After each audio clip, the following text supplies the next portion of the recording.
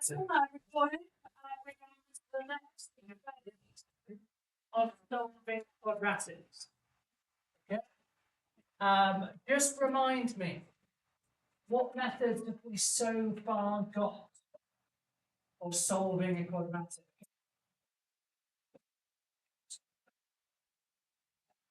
Vertex form, we can put it in vertex form and solve it, or factorising it, and then solving it using what law? The null factor. Okay. Now the clue is, it says give your solutions correct to 2 decimal places. Now, if I was teaching you, see, that right there is a pure fire sign that this one will not factorise. Okay? And we could look at it and say, right, do I need 2 numbers that multiply to make 3 and add to make 5? We'll go, well, let's give it a go. Let's try that. 2 numbers that multiply by to make 3. Well, 3 is a prime number, so it's only 1 times 3, and those 2 numbers do not add to make 5. So factorisation is not possible. Okay. We could use vertex form. Right? We definitely, because I've said to you before, vertex form can always be used. And what I'm going to show you today, you might go, oh, but this kind of will end up looking like vertex form. So should we try vertex form first and see what we get? So there's a method we've already got.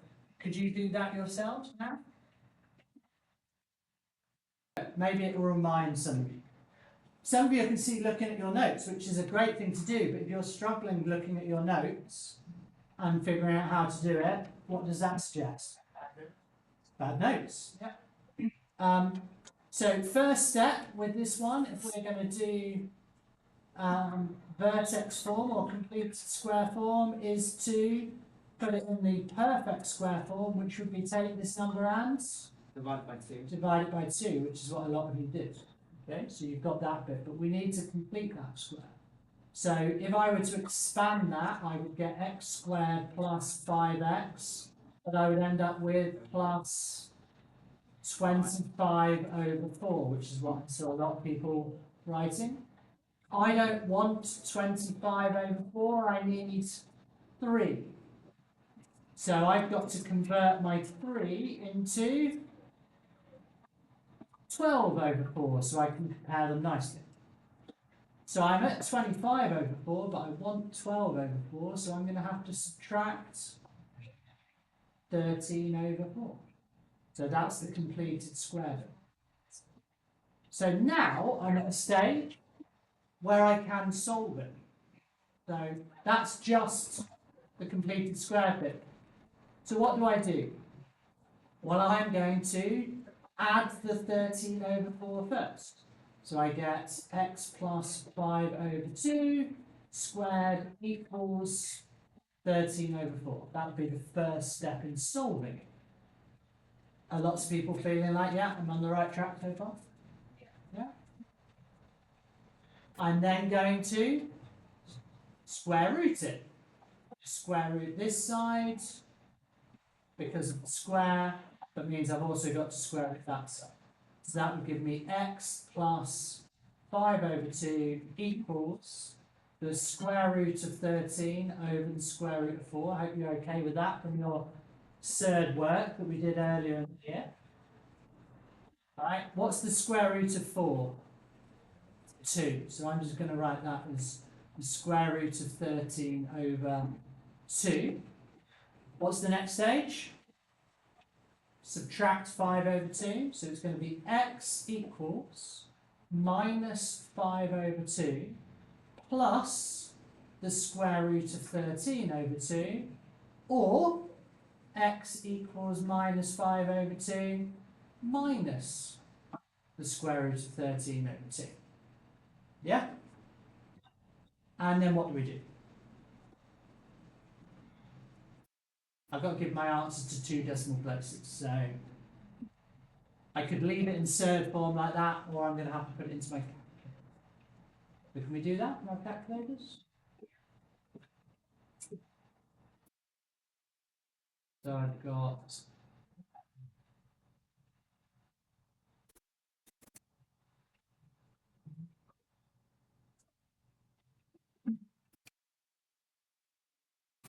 Look at my screen now. So what was it? Minus 5 over 2. I should put that in brackets, just in case, because I didn't use fraction stuff. And what was it? Plus the square root of, can you remind me? 13 over 2. So I'm going to do that, and then I'm going to use this button. Oh, didn't want to do that. Go here. Have you all got used to using these buttons? Yeah, you can see how it's, so 13. Actually, because I've done it all in one, I'm going to leave it as 4, right? Okay with that? Yeah.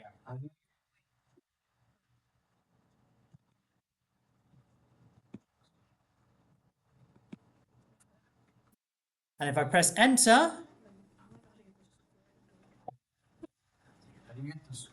so yeah, unfortunately it's a little bit off my screen, and let's see if I can fit it onto my screen. Actually, I guess I should just do handheld only. Okay. How does that work? That look a bit better? Okay, so the square root, see here it's got the little the hat button. Above that there's a square root symbol. So if you go to the, so I'm going to do this again. I'm going to press that, and this divide button gives me a fraction. So I'm going to do minus 5 over 2. And then I'm going to go right, and I'm going to go plus, and then I'm going to do another fraction. And then I'm going to put the square root of, so that's a 2, and then 13. And then underneath I'm going to put a 2. Because I did it slightly differently this time. And I'm going to press enter, and I should still get the same answer. 0.697, do you get? Yeah. So I've got negative 0.697. So that one is negative 0.697. So to 2 decimal places, it is actually negative 0.70. Yeah? And then the other one, we have to do subtraction instead. So, same idea. It's up to you how, there's lots of different ways, but this kind of works. Negative 5 over 2. This time subtract, not the negative button. Another fraction, and I can do the square root. Okay, so that's 2. That's a 13. You feel like you're replicating stuff, but with this topic we do. And then that's a 2, and you get negative 4.30. 4.30 is the other. So I've got x equals that, and x equals that. They're my two solutions. Wait, it was 13 divided by 1. Root 13 divided by 2. Oh. Wait. Or, remember the first time I did it, I put the square root over everything, so I had to do 13 and 4. Up to you how you did that. You'll notice the first way I did it, I had the square root over everything, and then I changed it to the square root only, so however you want.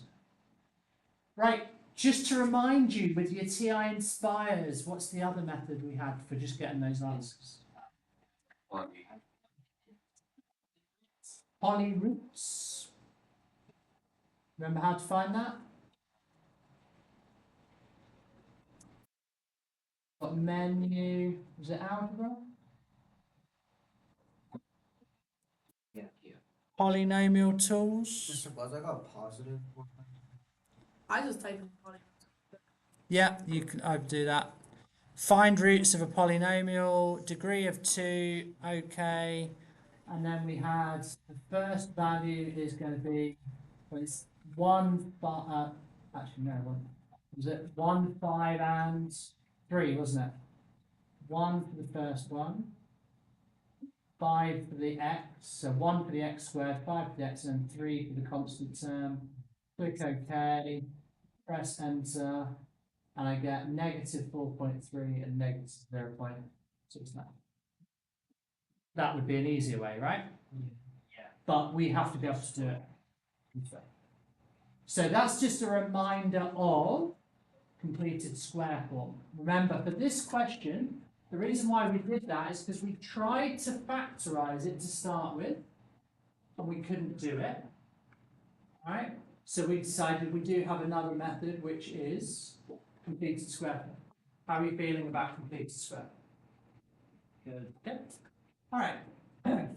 Completed square form, though, does mean I need to remember how to do completed square form. So we have, if you think about it, we've now got factorization, vertex form or completed square form, drawing the graph on the calculator and using it to solve it, or using the polyroot finder thing.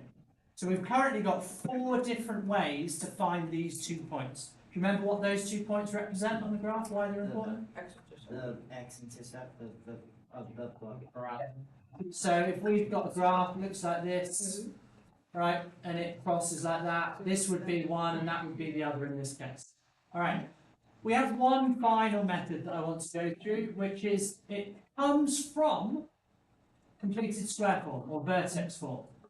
It's basically what happens if you try and generalize vertex form using A, B, and C rather than numbers.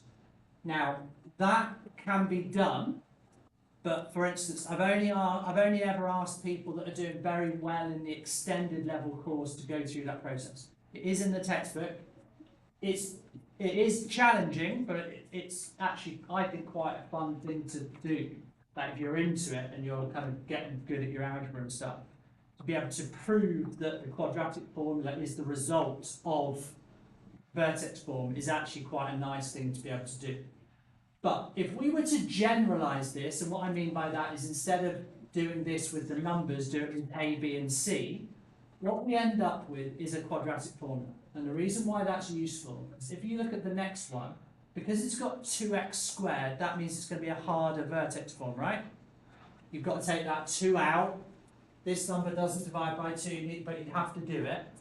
So if we can use a formula that always works, it's just vertex form, then that'd be good, right? For the negative 4.3, Yeah. I got positive 4.3. Well, I did negative 2 times, right? I think. I'll have a look, check why. Alright, the quadratic formula, so I've just set the scene.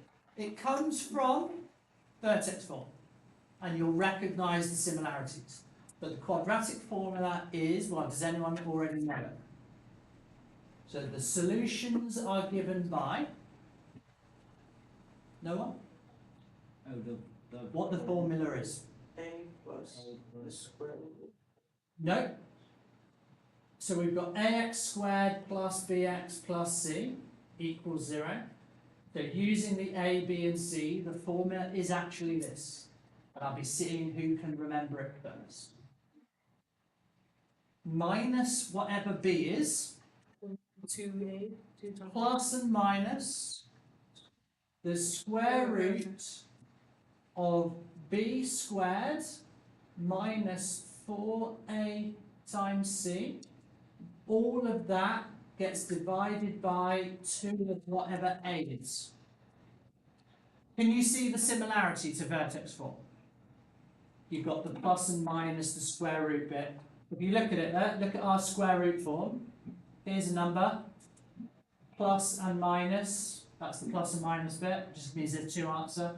The square root of 13, well, 13, we've just dealt with it, haven't we? We've already done it numerically. If we were doing it algebraically, we'd have an AC in there. So the quadratic formula comes from vertex. So actually, instead of doing vertex form, if I don't need the vertex and I only want the 2 solutions, I could just use the formula. All right. So now how do we use it? Well, first of all, we have to identify what the A, the B, and the C are. So in this case, A is 2. B is 13. And C is 7. All of those numbers are positive numbers because that's a positive, this is a positive, this is a positive. If there were subtractions in there, they'd be negative numbers. You remember, it's important that the A is always the coefficient of the x squared. We've met that before, right? Those of you that refuse to say it's concave up because the coefficient of x squared is positive, you always write because 4x squared is positive, right? It's the coefficient. So one common mistake is to write A is 2x squared. It's not. It's 2, all right? Now remember, it's these numbers, all right? That number, and the signs that go with it. So now we have to plug those numbers in, all right? So let's put it into the formula. What do we get? Well, we get the equation, the solutions are minus whatever b is, and b is 13. So I'm going to put it in brackets just because if it was a negative number, I'd have to do minus the negative. So I'm getting into that habit. Then it's going to be plus and minus the square root of b squared is 13 squared minus, and I'm going to put this in brackets because just in case there's negative numbers, there isn't in this case, but 4 times 2 times 7. All of that is divided by 2 times 2. Now my exam tip for you, my assessment tip, is don't try and take shortcuts. Don't chuck it straight into your calculator without writing it down. Write it all out. Alright? Now, we do have a slight change now. Because of your fancy calculators, we can put all of that in one go. Alright? But I would suggest you work it out step by step. It's up to you. You just chuck it straight into our calculator? Well, only if you've got a TI Inspire or something. Maybe in the other one you can, but how do you fancy? Should we do it step by step, or are you just going to chuck it into step by step? Step by step. Okay. For me, then, the first thing I am going to do is I'm going to sort out this. This, by the way, is called the determinant, and we'll look at that in future. It's got to do with how many solutions there are. We've already looked at it, right? What happens if this number is a negative?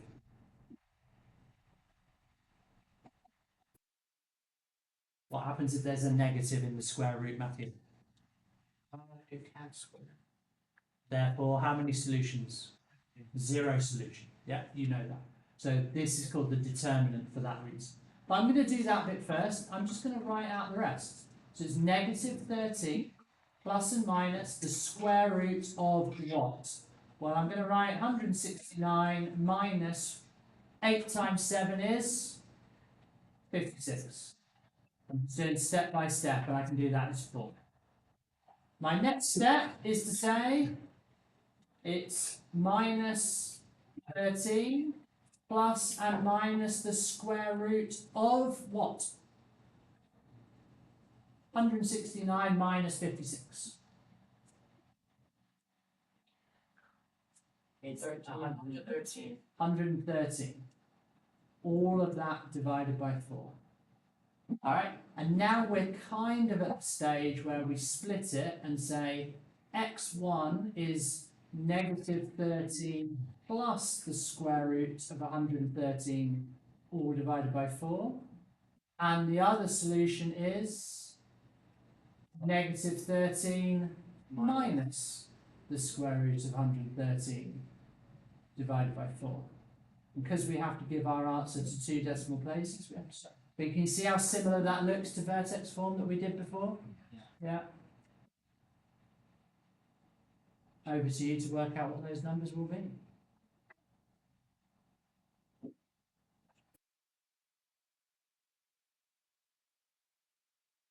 So just showing you that, I've just put it into my calculator. It's very small on, let's see if I can, right, so I've put that in. Alright. If I now press enter, it should give me one of the, that was a plus. That's what I got. Negative 0.59. I think if I know you can copy and paste this. enter, you double click and enter, you can actually do it so it can be edited.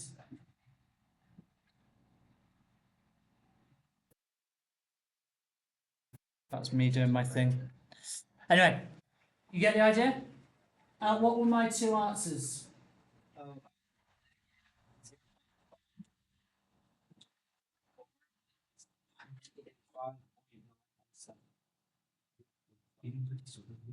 Maybe 5.9. 9.1. Yeah. Yeah. So 2 decimal places. Do we all agree? Yeah. -0.5. I've got lots of people with different calculators. That's a different word. Zero.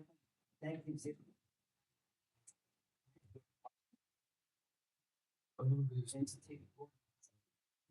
But I think what Hugo's saying is he doesn't agree with the 0.59. He thinks it's No. 0.059. No. No. Okay.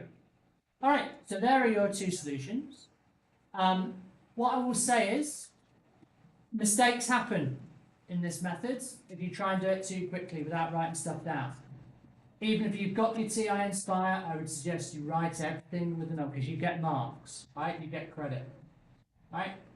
Just one thing. When you do an e-assessment, if this comes up, the formula for this is in the formula book. You don't have to remember it. However, when we do an assessment, I am not giving it to you. Therefore, how are you going to make sure you can remember it for your assessment? Blue sheet, yeah? As I, Yeah? Well, I'm saying I'm not giving it to you. I, however, for assessments, give you the opportunity to write anything down that you feel would be necessary. One of those things is going to be the quadratic formula. There's no reason why you shouldn't. There's no reason why you should try and memorize it anymore because it is given to you. Can I, when you have a chance, can I have a blue sheet? Well, you get one every time we do an assessment. But there is a blue piece of paper if you want to start one already. I think I've got to. Okay, over to you. Plenty of practice. Just out of interest, guys. For question 3, what is A? What is B? 2. What is C? Negative. Negative 13. Okay. For question 5, what is A? What is B? Negative 5. What is C? Negative 13. So if I start the formula on this one, by the way, what do I write first? How can you? Oh, it's positive. Negative. Okay, so let's, when we do the formula, it's going to be minus negative 11. That's why I did brackets, yeah? Square root, so on. And that bit becomes, you said that, positive 11. That's where you've got to be careful. Yeah, I will let you, with that practice. So when you start working this out, negative 11 is positive 11. Yeah? That's often where mistakes happen. That's why I've said it to you now.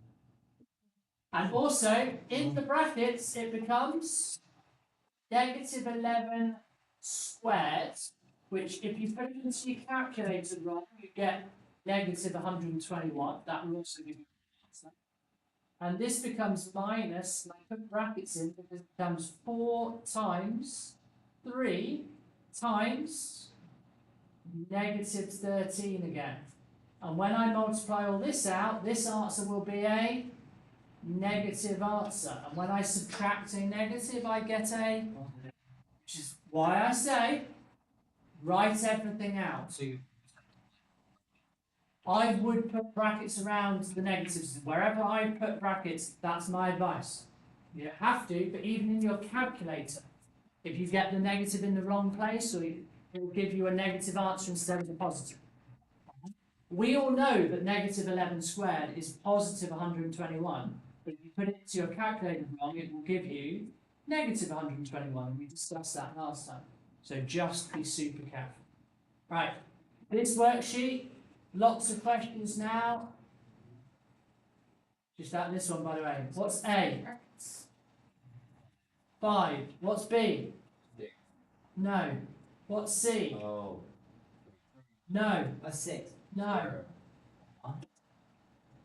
Glad I took Yeah, that. because it's different. What does it not equal?